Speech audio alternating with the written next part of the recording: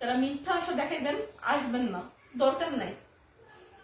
কোনো অজুহাত চাই না জীবনে, একটা ভালো মানুষ চাই। একটা যারা প্রতিবেদন দেখেন তারা অনেকেই কিন্তু দায়িত্ব নিতে চান, প্লাস দায়িত্ব নেওয়া আশাও দেন। আপনারা কি সত্যি দায়িত্ব নিতে পারেন? কখনোই না।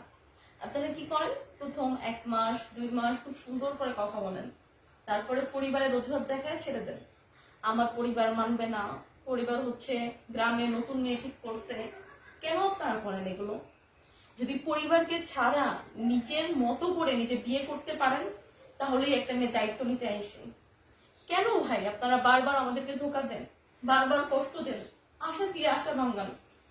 আশা দেখানোর মতো তো কেউ নাই দুনিয়াতে, তাও মিথ্যা আশা নিয়ে কেন আমাদের জীবনে আসেন ভাই? প্লিজ, তারা মিথ্যা আশা দেখাইবেন, আসবেন না, দরকার নাই।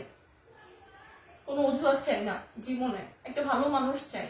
একটা বাপ মা নাই বলে ভাই এরকম করেন না, বুঝছেন? অসহায়দের সাথে খারাপ ব্যবহার করা উচিত না।